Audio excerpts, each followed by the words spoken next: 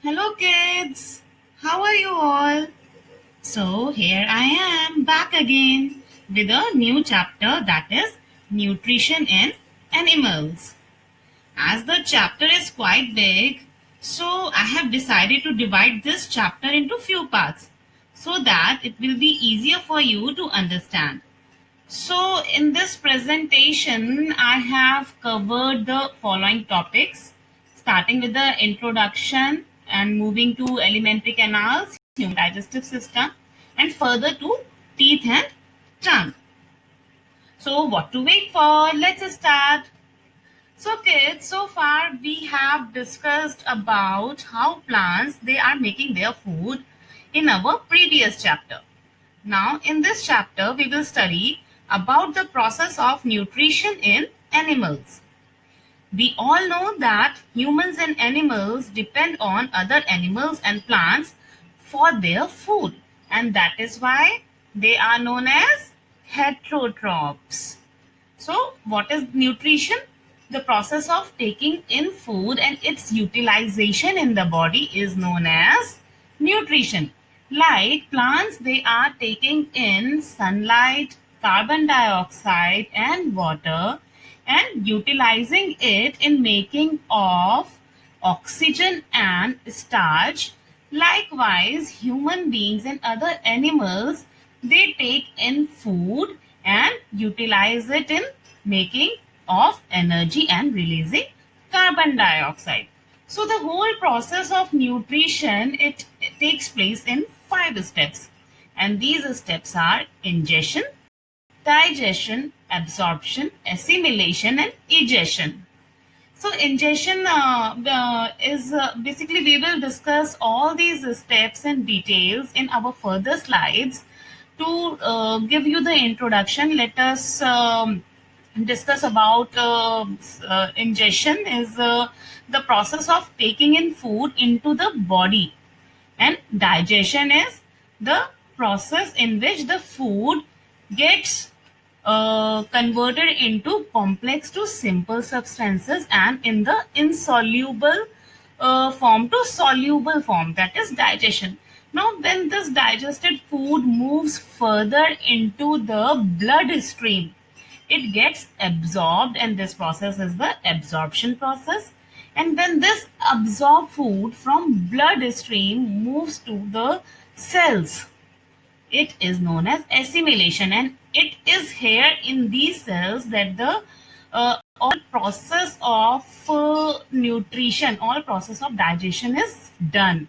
The cells they make the energy and they release the carbon dioxide, and the undigested food then is removed from the body by the process of egestion. Now, kids, different animals they have the different methods of taking in food. For example, frogs they have the forked tongue, which is very slippery, and they suddenly take out their tongue to catch its prey. Butterfly they uses a long tube to suck the nectar.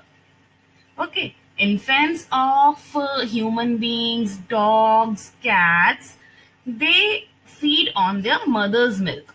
Snakes, they swallow their prey. Fishes, they feed on the floating food particles. And mosquitoes, they suck the blood and nectar. The interesting fact here is that female mosquitoes they suck the blood and nectar, whereas male mosquitoes they do not suck the blood, they suck only nectar. Kids, you know that starfish they have a very interesting method of digesting its prey. Starfish they feeds only on sea animals and that which are covered by hard shells. So after opening the hard shell of its prey, the starfish pop out its own stomach by its own mouth, and the stomach then surrounds the soft body of the prey and then bring back its stomach containing the prey into its body. Then the food is digested slowly by the starfish. Isn't it really an interesting method of digestion? Yes, it is. Now, kids, to move further, before moving further to the human digestive system, let us discuss about the alimentary canal because it is very important part for the process of digestion to take place. So, kids, as we take in food, it passes through a long tube which is called the alimentary canal or the digestive tract. It is about 8 to 9 meters long in human beings and it has many parts like mouth, esophagus, stomach, small intestine, large intestine, rectum and anus. It means that all these parts they make up the alimentary canal or the digestive tract. Apart from these parts, alimentary canal has the three glands as well. They are salivary glands which secretes saliva, liver which secretes the bile juices, and pancreas it secretes the pancreatic juices. We will study about liver and pancreas in our further slides, and salivary glands we will discuss in this presentation only. So kids, if I am talking about the glands, what do you mean by glands? So glands, they are the small organs that release some chemicals which perform specific function in the body. Apart from these glands, there are other glands also which are the sweat glands, tear glands, etc. Now, as the food passes from mouth to different parts of the parts of the body, the digestive juices released by various parts convert the complex food material into the simple substances which can be digested in the body. And how this process of moving the food is taking place? It is happening by the process which is known as the peristalsis. So peristalsis is a wave-like movement of the esophageal muscles. Wave-like movement means you might have seen the waves. They are coming towards the shore and taking all the material that is present at the shore in the sea or the ocean. Likewise, this is happening in our body also. So continuous contraction and relaxation of the esophageal muscles, which is a wave-like motion, helps the food to move forward in the alimentary canal. So this we have discussed about the alimentary canal. Now let us discuss about the human digestive system. So here in this chapter we will study about the human digestive system. That is how food gets digested when it passes through the various parts of the alimentary canal. So it begins with the ingestion of the food, that is taking in the food. Ingestion means the process of taking in food, and how we take in food? We take in food through our mouth.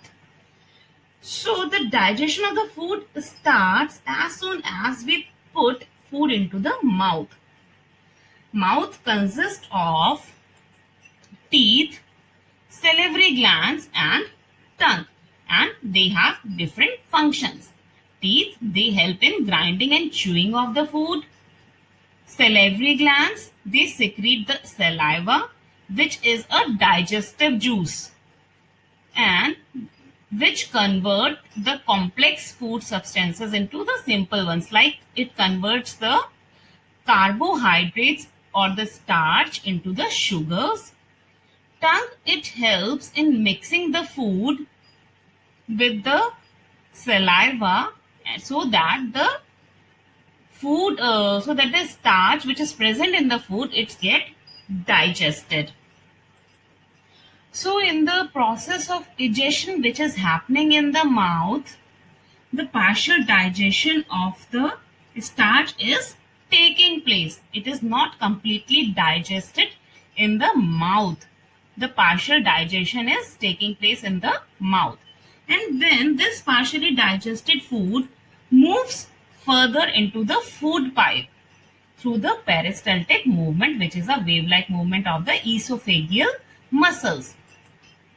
Now, To check whether the effect of saliva is taking place on the starch present in food or not, we will conduct a experiment.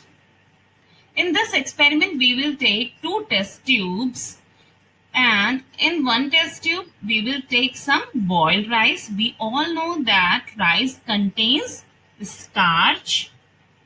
In the next test tube, we will take boiled rice, which are then mixed with the saliva from our mouth. We will add little water in both the test tubes, and then we will add 2-3 drops of iodine solution again in both test tubes. Now in test tube A, where we have not added any saliva, what will we observe? That the color of the test tube of the mixture, it will turn into the blue black color, which shows that starch is present in this test tube. Whereas in test tube B, where we have added our saliva as well, it will show no color. It means that saliva breaks down starch into sugar. We have studied this, na? That saliva, it breaks down the carbohydrates into sugar. The partial digestion is taking place because the sugar, it has been starch, it has been digested. That is why it shows no color effect with the iodine solution. And this experiment shows that what is the effect of saliva on the starch which is present in our food. Now kids, this we have studied about the saliva which is secreted by the salivary glands. Now as mouth consists of teeth, also let us study about the types of teeth, their function and number in human beings. So basically there are 4 different types of teeth that are present in human beings. These are incisors, canines, premolars and molars. Now kids, what do you mean by primary teeth and the secondary teeth? We all know that in human beings, the teeth grow twice. The first set of teeth which grow during infancy, they are called as the milk teeth or primary teeth or the temporary teeth. Okay, why so they are called the temporary teeth? Because they get loosened and began to fall off at the age between 6 to 8 years. The second set of teeth that grow in place of the milk teeth, they are known as the secondary teeth or the permanent teeth. These permanent set of teeth remains till the old age unless we met any unwanted circumstances like accident or tooth decay. Now kids, different types of teeth differ in appearance and they perform different functions. Like incisors, they are present in front of the jaw and they are in total 8 in numbers. 4 in the upper jaw and 4 in the lower jaw. They are chisel shaped and they helps in biting of food. On either side of the incisors, there lie the canines. They are slightly more pointed and their function is similar like that of the incisors. Also, they help in piercing and tearing of food. These canines, they are total 4 in number, 2 in the upper jaw and 2 in the lower jaw. Behind canines, there lie the premolars. Premolars, they are, now these premolars, they have the large and flat surfaces and they help in chewing and grinding the food. There are 4 premolars in a jaw, 2 on each side. So it makes total 8 premolars in our jaw.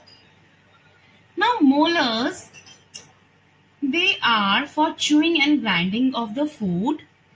Kids, it is to be noted that Molars, they are present only in the permanent set of teeth and they are not present in the temporary set of teeth. And they are in total 32 teeth in adult men and women, 16 in the upper jaw and 16 in the lower jaw, which consist of 4 incisors in, I'm talking about in a jaw, upper jaw, 4 incisors, 2 canines, 4 premolars and 6 molars. So kids, this was about teeth. Now let us study about tongue. We all know that mouth consists of tongue as well. So the tongue is a fleshy muscular organ in the mouth which is attached at the back of the buccal cavity, and it is free at the front and can be moved in all directions. What is the function of tongue? So apart from it helps in talking, mixing saliva with food, swelling of food through peristaltic movement, it helps in tasting the food. And how it does so? So the tongue, it has the taste buds which detect the taste of food. Our tongue basically has 4 kinds of taste buds: the sweet, salty, sour and bitter taste. The taste buds for each of these tastes are located in different parts of the tongue. So like the front of the tongue detects sweet and salty taste, but the maximum effect of sweet is felt at the tip of the tongue, whereas the maximum effect of salty taste is felt just behind the tip of the tongue. Likewise, the side of the tongue, it detects the sour taste, and the back of the tongue detects the bitter taste. Kids, these taste buds, they are present all over the tongue, but only the thing is that the side of the tongue are more sensitive than the middle overall. So we can feel the taste at the side of the tongue more effectively. So kids, this is all about the ingestion process of the digestive system. To further know about how the food is moving forward in the alimentary canal and the function of different parts of the alimentary canal, don't forget to watch the next presentation of this chapter. Thanks for watching, and if you still have not subscribed to my channel, please do it now and don't forget and like and share. Thanks for watching.